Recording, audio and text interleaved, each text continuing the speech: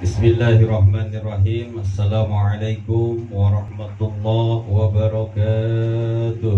Waalaikumsalam warahmatullahi wabarakatuh. Bismillah walhamdulillah wassalatu wassalamu ala rasulillah wa ala alihi wa sahbihi wa mawalah. Wala hawla wala quwwata illa billah, amma ba'd. Al-Fatihah ta'ala niyatil kutub wal manawar rusuh wa tawqatin nasuh wa salahil jasadi wa ruh ila hadratin Nabi Mustafa Muhammadin Rasulillahi sallallahu alaihi wa alihi wa sallam wa ila hadratin jami'i minal anbiya'i wal mursalin wal awliya'i wa syuhada'i wa salihin wa sahabati wa qarabati wa tabi'in wa tabi'in wa sanillah hadratin sultan awli kutub rabbani sayyidina Syekh Abdul Qadir Jailani wa ila hadratin husul sahib adal kitab Syekh Anam Al-Bantani wa ila rasul Sayyidina Sayyidina So, Syekh Azhar Nazi Nafa'na bin warakatuh bidin wa wal akhirah. Al-Fatihah. A'udzu billahi minasy syaithanir rajim. Bismillahirrahmanirrahim. Alhamdulillahi rabbil alamin. Ar-rahmanir rahim. Maliki yaumiddin. Iyyaka na'budu wa iyyaka nasta'in. Ihdinas siratal mustaqim. صراط الذين أنعمت عليهم غير المغضوب عليهم ولا الضالين.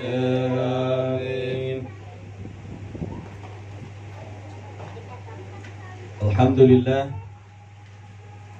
puji syukur kehadirat Allah Subhanahu wa taala pada malam hari ini, yaitu malam Ahad, yang mana malam ini adalah bertepatan dengan dimulainya pengajian rutinan di Masjid Darussalam, yang alhamdulillah pada malam hari ini pengajian ditarik ke rumahnya Bapak Dian, ya, yaitu dalam acara tasyakuran, ya, atas kelahiran putra beliau, yaitu Ananda Faiza Gibran Ramadan, yang mudah-mudahan dengan hadirnya kita di tempat ini, apalagi dihadiri oleh para guru-guru kita, para ustadz, ya,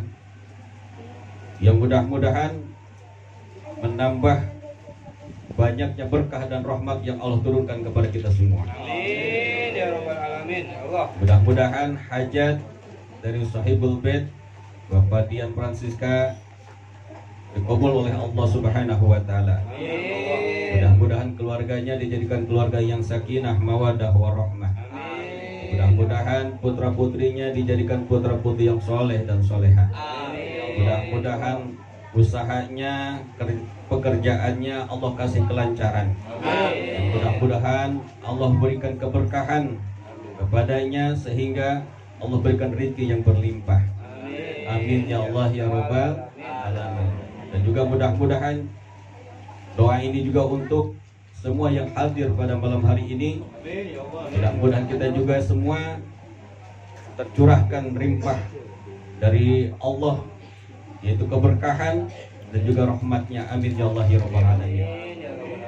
Sama-sama kita hormati salam takdim saya kepada Al-Mukarram Ahinal Kiram Ustaz Abdul Muthalib yang tadi sudah memimpin pembacaan rawi, Al-Ustaz Sufyan Sauri. Nah, ini namanya bukan Ustaz Kris, ya.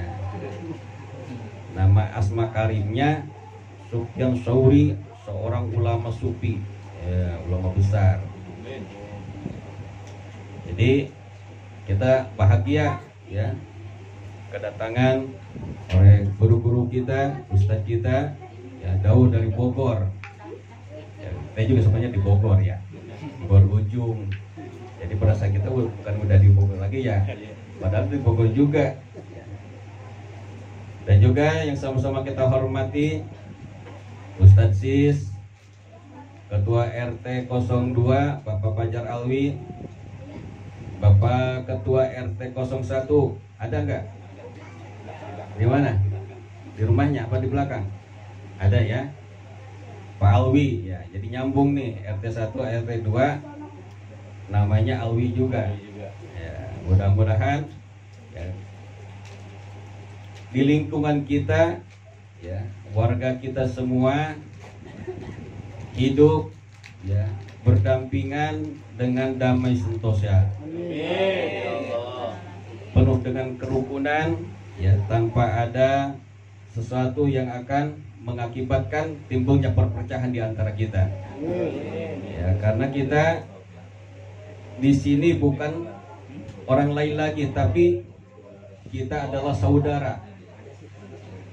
Karena ketika kita ada musibah, bukan saudara kita yang di Bandung, bukan saudara kita yang di Sumatera, bukan saudara kita yang di Jakarta, tapi tetangga kita yang di sebelah kita yang pertama kali tahu kita sedang musibah. Betul-betul. Makanya baik-baik sama tetangga. Bahkan Rasulullah SAW bersabda, "Man kana yu'minu billahi wal yawmil akhir, ya, falyukrim jarahu." Barang siapa yang beriman kepada Allah dan hari akhir, maka muliakanlah tetangga. Jadi kita harus saling hormat menghormati, ya, harga menghargai antar saling tetangga. Ya, mudah-mudahan kita berharap lingkungan kita, wabil khusus semua jamaah Darussalam. Jadi kalau udah namanya jamaah, udah nggak ada sekat lagi. Karena Darussalam milik semua umat Islam. Karena Darussalam bukan milik hanya Blok Q saja. Betul nggak? Masjid itu milik semua umat Islam, baik Blok P, Q, dan R. Maka ini adalah tanggung jawab kita semua. Masjid Darussalam adalah tanggung jawab kita semua, bukan hanya sekedar RT 02 saja. Karena ini adalah tempat ibadah kita. Masjid itu adalah rumahnya orang yang beriman. Maka kalau kita pengen disebut orang yang beriman, ramaikan masjid, makmurkan masjid. Kenapa? Karena orang yang memakmurkan masjid sudah jelas di dalam Al-Quran dikatakan oleh Allah, "Innama ya'muru masajidallah fahuwa man amana billahi wal yaumil akhir." Ini ayat diawali dengan kalimat taukid. Innama, sesungguhnya, sebenar-benarnya, seyakin-yakinnya, gak boleh ada keraguan.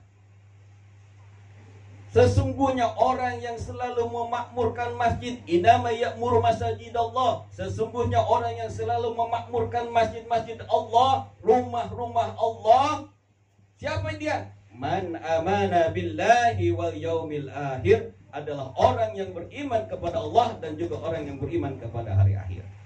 Maka kalau kita mengaku beriman, ramaikan masjid. Siap? Siap. Siap nggak? Siap. Siap nggak? Ini bukan saya yang nanya, Allah. Kenapa? Jelas di dalam Al-Quran, kalau kita ngaku beriman, makmurkan masjid. Maka siap nggak makmurkan masjid? Ini kayaknya ragu-ragu ini. Apa ntar kalau udah kita kaku, udah nggak ada nyawanya, mau dibawa ke masjid? Nunggu begitu? Baru nyesel, baru teriak, berontak. Kenapa? Nggak pernah ke masjid. Terakhir dibawa ke masjid pas udah mati. Ya, jangan sampai begitu. Kita mumpung masih diberikan umur panjang, sehat badan, makmurkan, ramaikan masjid. Kan itu rumah kita, kendaraan kita nanti di yaumil qiyamah yang akan membawa kita menyeberangi jembatan Shiratal Mustaqim adalah apa? Masjid. Ini nanti masjid jadi Alphard, kendaraan mewah yang di dunia mungkin kita nggak pernah naik, nanti di akhirat lebih mewah daripada Alphard, lebih kenceng daripada Ferrari. Amin. Yakin nggak? Yakin. Saya nggak yakin ini. Yakin. Ya, yakin. Itu kata siapa? Rasulullah yang bersabda. Dan mudah-mudahan sekali lagi, kalau udah yang namanya jamaah masjid, udah nggak ada sekat lagi. Ini mau blok mana, mau RT mana, harus memakmurkan masjid, harus meramaikan masjid. Betul? Siap? Siap. Insya mudah-mudahan kita semua diakui oleh Allah sebagai orang-orang yang selalu memakmurkan masjid. Amin. Dan juga diakui sebagai orang-orang yang beriman kepada Allah dan yaumil akhir. Amin. Amin ya Allah ya Rabbal. Amin.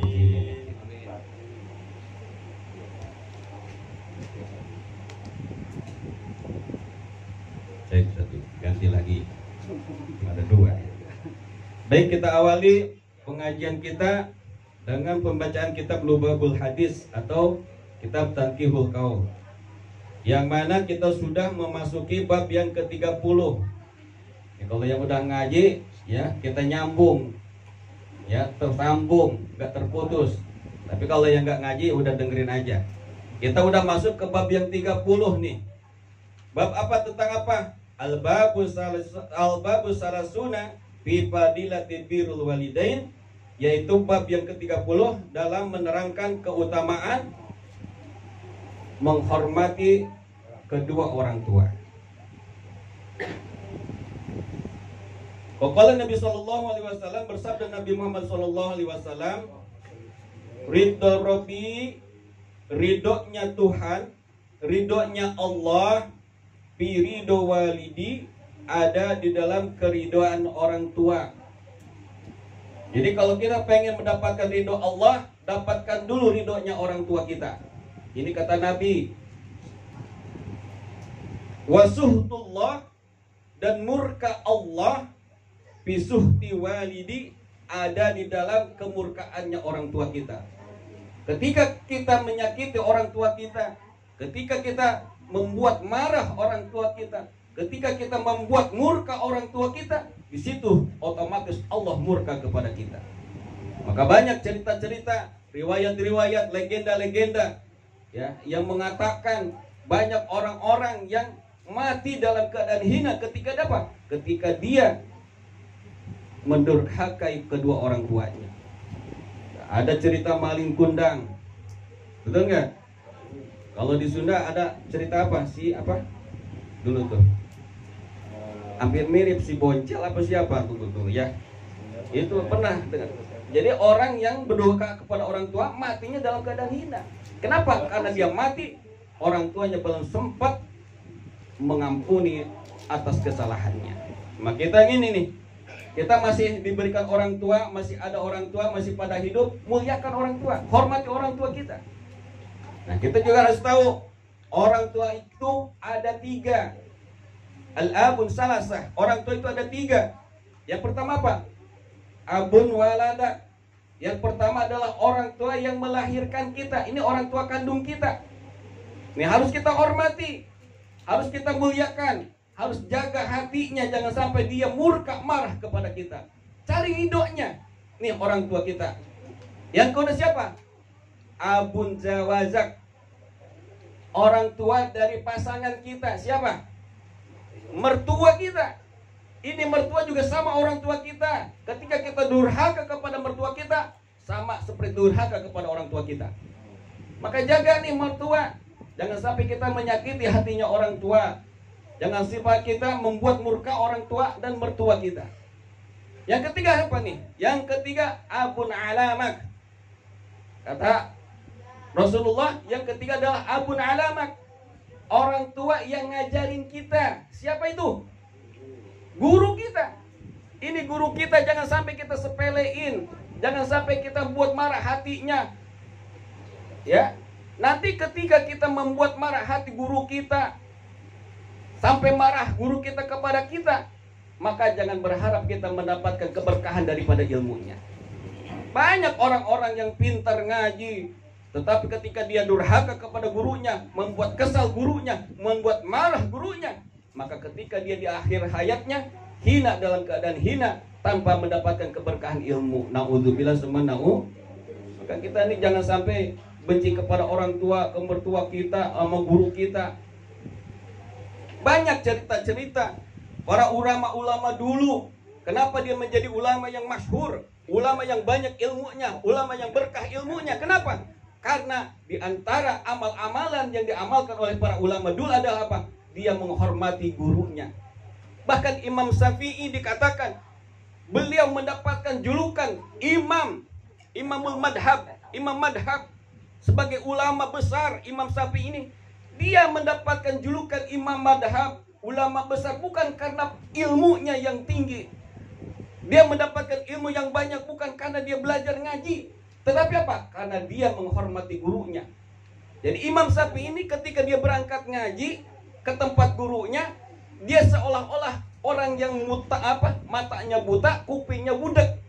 Artinya apa? Bukan buta beneran, bukan budak beneran. Artinya apa? Ketika beliau berangkat ngaji, seolah-olah kupingnya nggak dengar orang-orang yang sedang ngomongin gurunya. Jadi orang yang ngomongin gurunya nggak kedengeran sama dia. Kenapa? Pura-pura nggak denger. Ada orang yang jelek-jelekin dia, gurunya, dia nggak denger. Maka dengan keberkahannya itu, dia hormat kepada gurunya, dia diberikan julukan Imamul Madhab, ya kan? Imam yang banyak ilmunya, yang diikuti madhabnya. Bahkan banyak Imam Ghazali nih, orang tuanya saking cintanya kepada para ulama, para guru-guru. Padahal orang tua Imam Ghazali bukan siapa-siapa, bukan ulama, nggak terkenal. Kenapa? Akibat dari kecintaannya kepada para ulama, kepada guru-guru. Setiap ada pengajian dia hadir, ya kan? Ada pengajian di mana dia hadir. Padahal itu ayahnya tukang jahit. Maka disebut Ghazal, itu tukang jahit. Ya, maka Ghazali ini papanya tuh Ghazali. Ya, Ghazali itu ya landian. Ya. Jadi logo Ghazali itu diambil daripada orang tuanya ya tukang jahit. Tukang jahit doang. Ya. Tapi anaknya jadi ulama besar, kenapa? Karena bapaknya Imam Ghazali dia cinta kepada ulama, cinta kepada ahli ilmu. Nah kita pun begitu, kalau kita pengen anak kita, keturunan kita dijadikan orang-orang yang berilmu, orang-orang yang pandai dalam agama, maka kita sebagai orang tuanya harus cinta kepada ulama dulu. Maka dikatakan di dalam kitab Ta'limul Muta'alim, kalau enggak anak kita, cucu kita, kalau enggak cucu kita, buyut kita yang akan jadi ulama. Kalau kita cinta kepada ulama, insya Allah, yakin, itu kata para ulama. Maka kita ini sekarang nih banyak orang-orang yang banyak ilmunya tapi kurang adabnya. Maka saya di Masjid Darussalam saya buka kitab Ta'limul Muta'alim supaya apa? Supaya kita belajar adab dulu, tata krama dulu. Jadi para ulama-ulama dulu tuh sebelum belajar ilmu yang lain, dia yang paling pertama dia pelajari apa? Ilmu tata krama. Kenapa? Karena kita gak bakal mendapatkan ilmu kalau kita nggak tahu tata krama kita. Maka kitab Ta'limul Muta'alim disusun oleh Syekh Az-Zarnuji. Dia mengatakan bahwa banyak orang yang menimba ilmu tetapi dia nggak mendapatkan keberkahan ilmu. Kenapa? Karena dia salah di dalam mencari ilmu.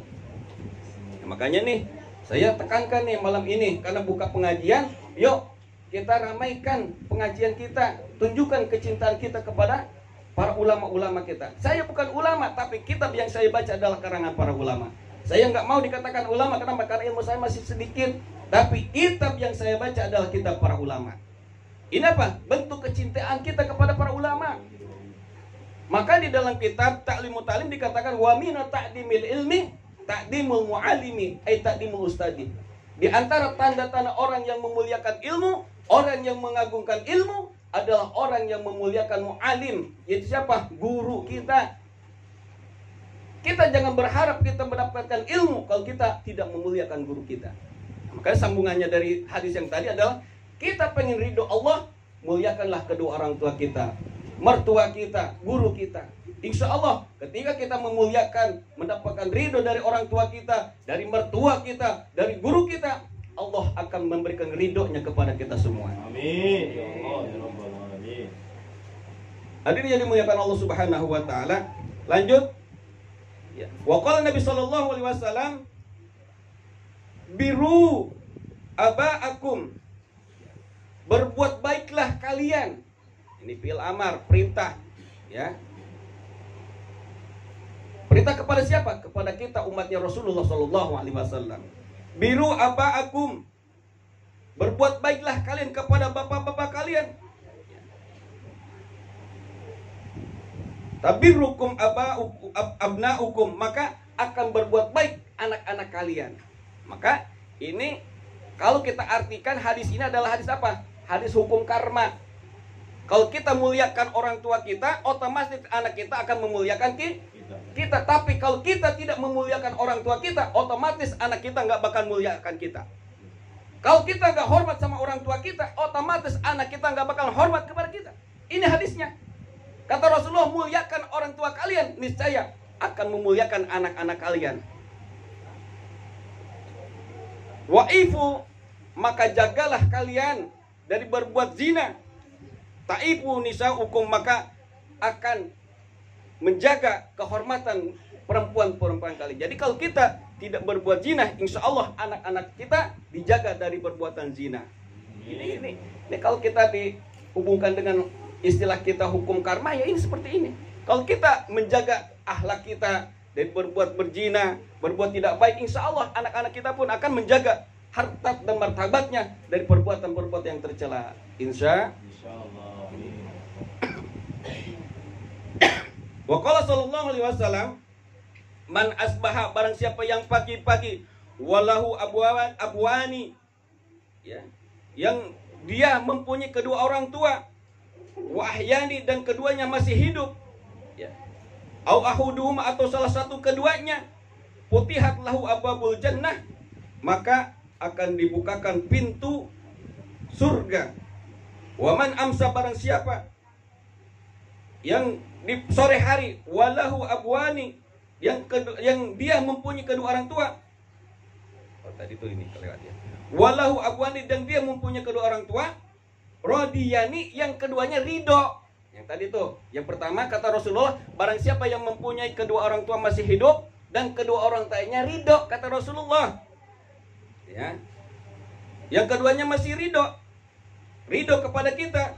Au atau salah satu daripada keduanya, putihat Allahu abwabul jannah, maka karena orang tuanya ridho nih di pagi hari kepada kita, maka akan dibukakan pintu surga bagi kita. Amin. Makanya ini kita nih hormat sama orang tua, jangan sampai kita membuat murka orang tua. Kalau pagi hari kita buat ridho orang tua, maka Allah bukakan pintu surga bagi kita. Dan sebaliknya kata Rasulullah, waman amsa, barang siapa yang di sore hari, walahu, dan baginya abwani, mempunyai kedua orang tua, sahitoni, yang keduanya murka alaihi kepadanya, au ahiduma, atau salah satu keduanya, putihat lahu abwabul jahannam, maka akan dibukakan baginya pintu jahanam. Jadi kalau kita nih sore-sore udah bikin kesal orang tua, murka orang tua, Allah bukakan pintu neraka bagi kita. Ini kata Rasulullah, bukan kata saya. Silahkan kalau mau percaya, silahkan, nggak percaya ya tanggung sendiri itu mah.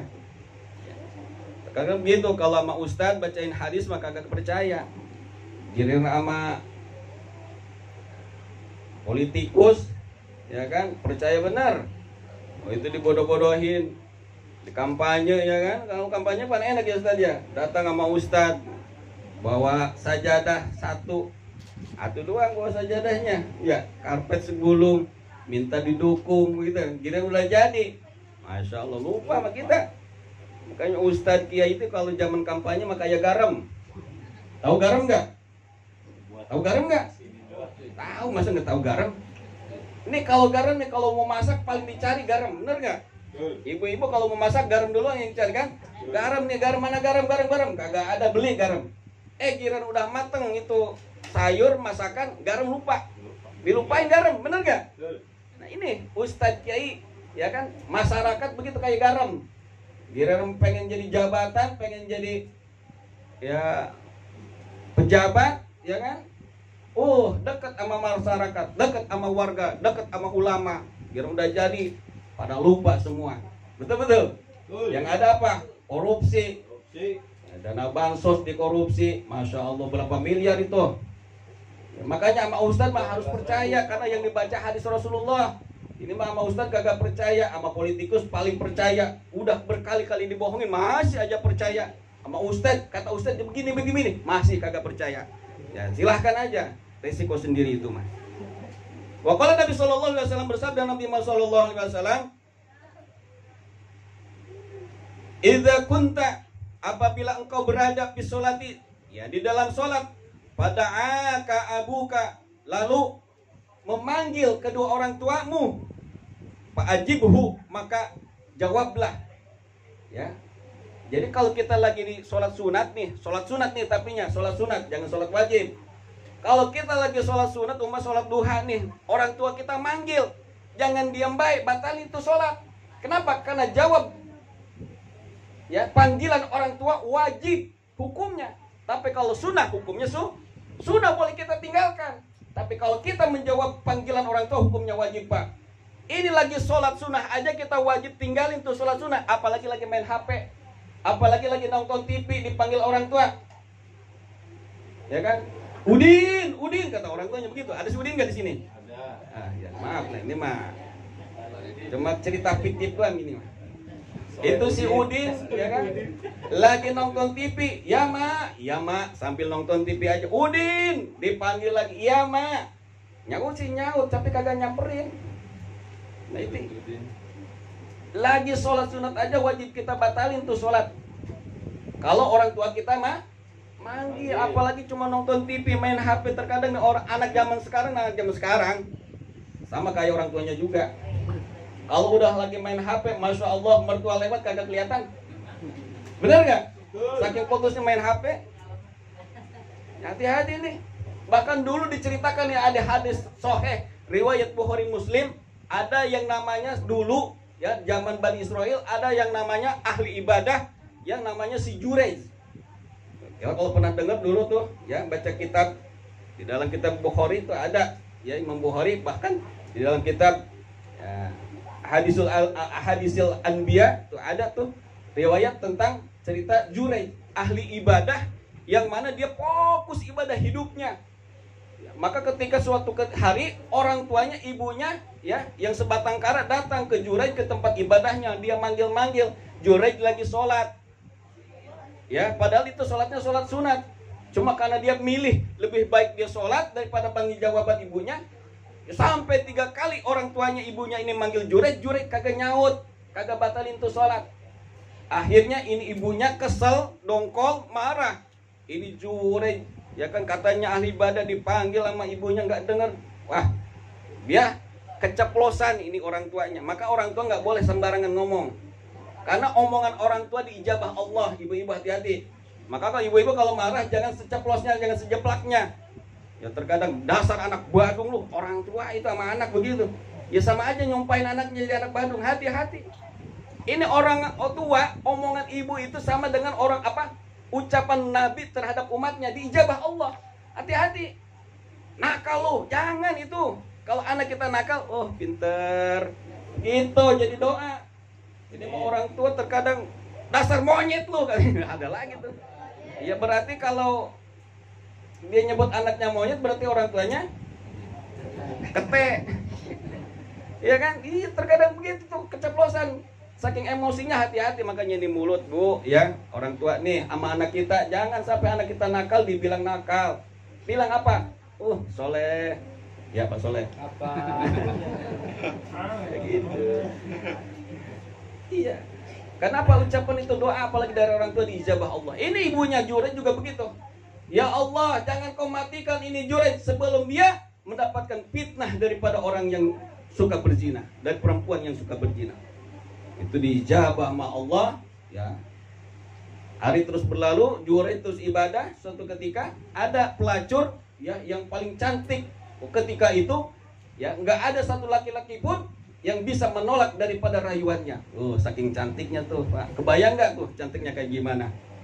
Pokoknya semuanya lah laki-laki di waktu itu ya dirayu ini orang perempuan tergoda semua. Maka dia mendengar si Jurej ahli ibadah, lihat masa tertantang ini perempuan. Wah, gua pengen juga apa nyoba nih si Jurej. Ya katanya ahli ibadah. Tergoda nggak sama rayuan gua, kata perempuan itu. Dia datangin tuh tempat ibadahnya Jurej, digoda itu Jurej. Ya kan udah wah dari mulai pakaian seksi sampai ya telanjang bulat istilahnya di depan Jurej. Itu Jurej kagak kegoda, emang ahli ibadah taat ya kan, istiqomah dia. Coba kalau kita Masya Allah ya kebayang ya Istiqamah. Itu perempuan kesel pulang gondok. Kenapa? Ini Jurej bener-bener kelewatan. Gua udah cantik begini, udah menor begini, udah seksi begini, kagak kegoda. Kurang ajar nih Jurej. Tunggu balasan gua, kata ini perempuan. Nah, di tengah jalan ketemu sama tukang gembala kambing. Ini tukang gembala kambing, namanya tukang gembala kambing, ya kan? Beda sama ahli ibadah. Digoda sedikit, wah, langsung mau. Akhirnya berzina ini tukang gembala kambing dengan perempuan berzina, penjina tadi, pelacur tadi. Akhirnya ini perempuan penjina hamil oleh si tukang gembala. Maka ketika suatu hari ini perempuan lahir, heboh. Kenapa? Karena dia ngaku bahwa ini anak hasil daripada hubungan dengan Jurej yang ahli ibadah itu. Oh, waktu itu kaum Bani Israel marah, ngerasa tipu oleh siapa? Oleh Jurej. Wah, kurang ajar nih Jurej. Dia pura-pura doang ahli ibadah, ternyata dia doang lonte. Dia doyan pelacur. Kurang ajar nih Jurej. Harus kita usir. Gitu kata orang dulu. Ya kan? Sama kayak sekarang begitu. Kalau ada ustadz salah tuh, masya Allah, lebih-lebih dibulinya. Ya kan? Nggak salah juga dipitnah. Sampai Habib Rizik aja dipitnah, berbuat mesum. Masya Allah, ulama besar zuriyah Nabi yang kita tahu akhlaknya, ya kan, dipitnah, berbuat mesum. Ini Jurej begitu tuh. Oh, langsung percaya kan? Sekarang juga begitu.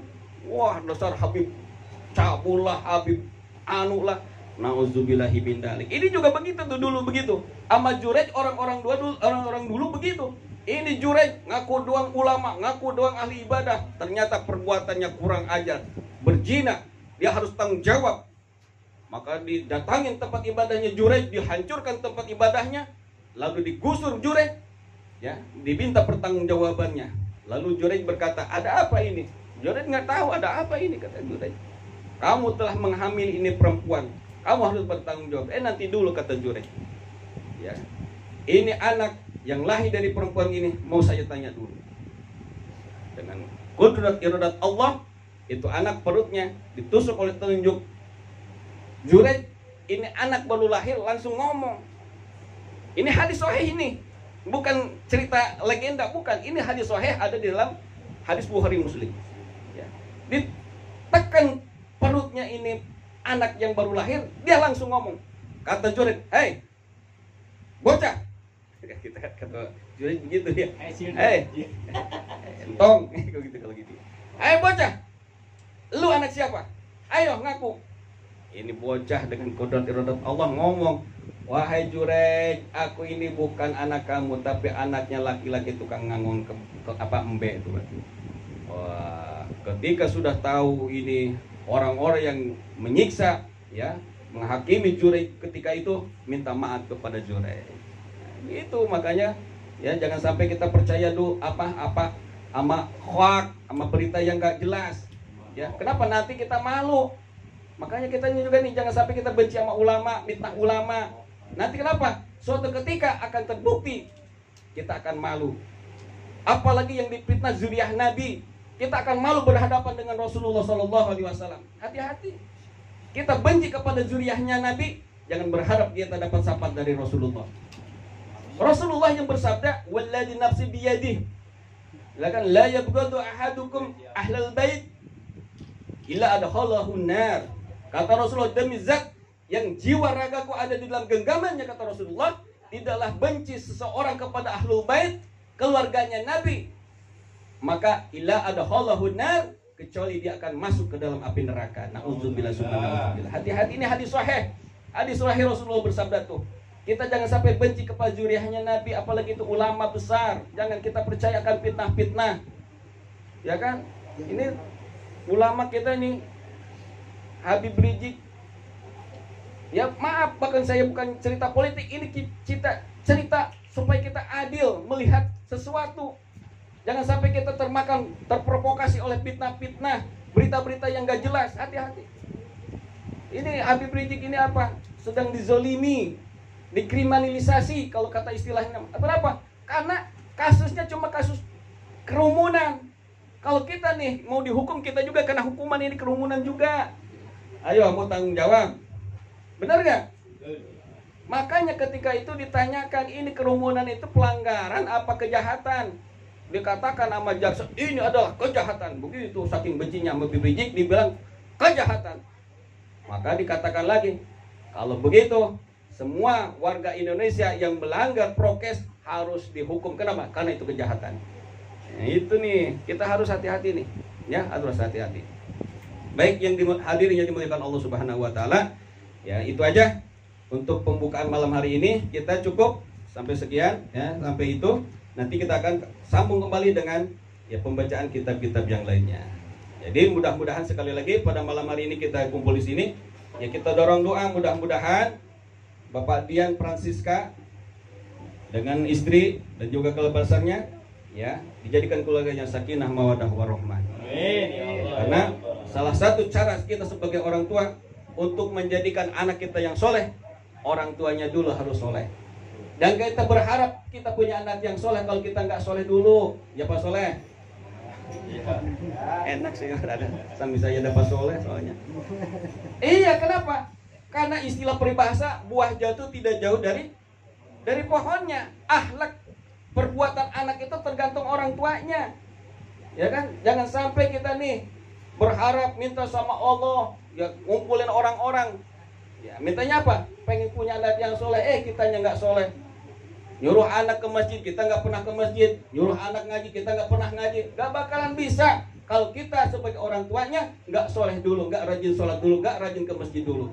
Kenapa? Kadang ada dalil yang mengatakan dakwatul hal afdalu min dakwatil maqal. Dakwah dengan perilaku, dengan perbuatan lebih utama daripada dakwah dengan ucapan. Ini kalau kita nyuruh anak jebeber, kata Betawi, nyuruh anak sholat, kita kagak sholat, gak bakalan didengar. Kita sholat dulu yang pertama orang tua. Karena anak itu kayak kue. Kue itu tergantung cetakannya. Betul nggak? Betul. Kue itu tergantung cetakannya. Kalau cetakannya bagus, kue juga Bagus. tapi kalau cetakannya menyon, kue juga menyon. Kalau cetakannya belepotan, kue juga belepotan. Makanya nih anak tergantung orang tua. Maka kalau kita pengen punya anak yang soleh, orang tuanya dulu harus soleh. Ya. Kalau kita pengen anaknya rajin ngaji, kita dulu yang rajin ngaji. Kenapa? Karena kita orang tuanya yang harus mencontohkan kepada anak-anak kita. Makanya kita kumpul di sini adalah berharap doa. Setelah doa apa? Amalkan, contohkan anak-anak kita. Yang mudah-mudahan kita berdoa anak-anak kita semua, wabil khusus juga anaknya Pak Dian yang lagi baru lahir, dijadikan anak-anak yang soleh dan soleh. Mudah-mudahan kita berharap negara kita ya dijadikan negara yang baldatun thayyibatun wa rabbun ghafur. Mudah-mudahan para pemimpinnya dijadikan pemimpin yang soleh, yang amanah, yang beriman dan bertakwa. Ya, mudah-mudahan yang amanah itu yang susah. Ya, yang amanah yang susah. Dana haji mestinya buat haji dibikin buat tol. Hati-hati. Itu nggak amanah namanya. Walaupun yang tanggung jawab kiai, tetap malaikat nggak peduli itu mau kiai, mau profesor, mau siapa yang tanggung jawab dikecek paling duluan. Iya. Allah, amin. Karena orang nitipin buat haji dipakai buat berjalan tol. Hati-hati itu. Harusnya apa? Minta izin dulu sama rakyat yang udah setor semua tuh. Kalau izin baru, ini kagak izin dulu, udah main pakai baik. RT juga kalau ada dana begitu nggak boleh Pak RT. Ya harus minta izin sama warga. Iya, itu ada berapa miliar itu dana kas RT. Hati-hati ini. Kita rakyat ngumpulin buat pergi haji, giliran mau haji kagak bisa. Benar nggak? Ya mudah-mudahan yang amanah lah kita minta sama Allah. Mudah-mudahan pemimpin kita dijadikan pemimpin yang amanah. Ya, mudah-mudahan ini COVID. Si COVID itu orang mana tahu tuh lah. Taruh, jangan. Si COVID, kata-kata COVID, ya kan? Itu si COVID mudah-mudahan lekas pergi.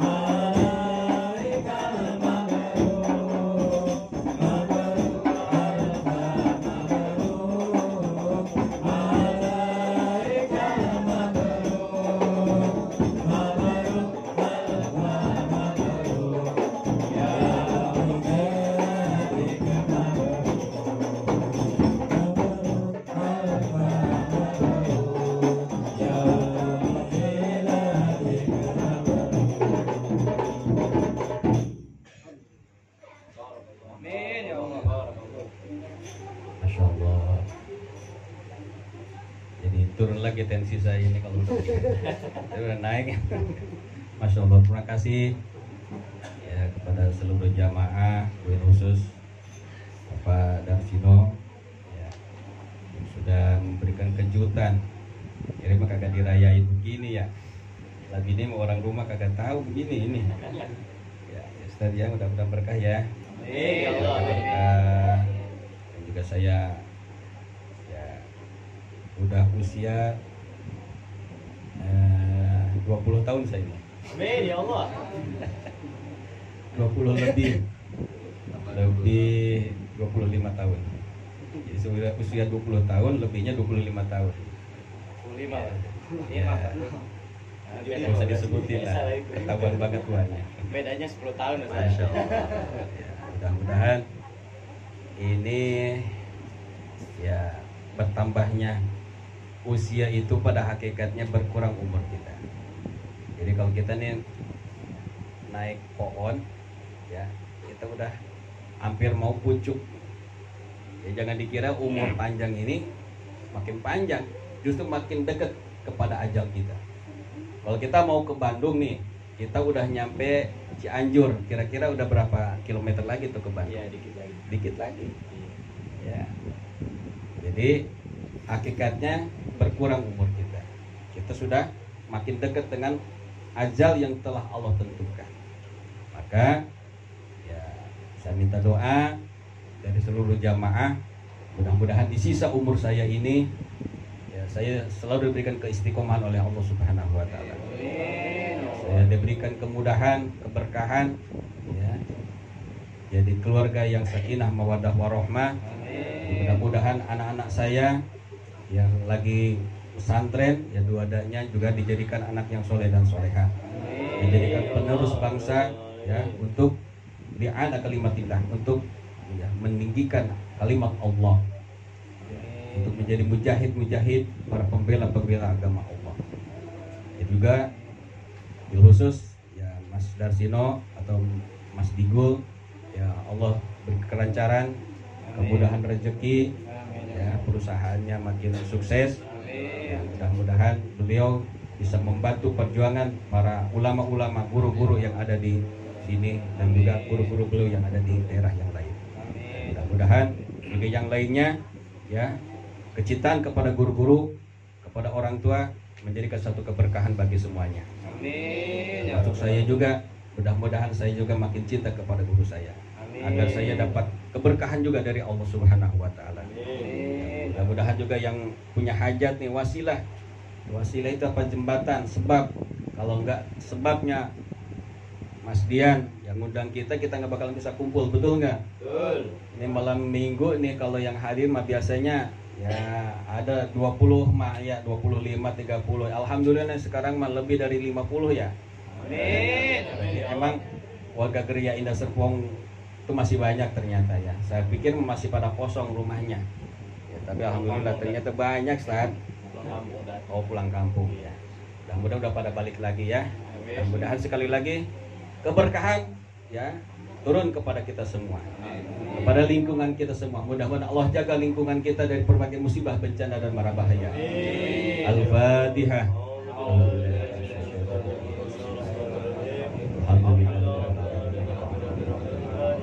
Iya kena ya. Syiratal ladzina an'amta 'alaihim. Kita tutup doa yang akan dipimpin oleh guru kita ya Ustadz Sofyan Suri. Kepada beliau tafadhol maskur.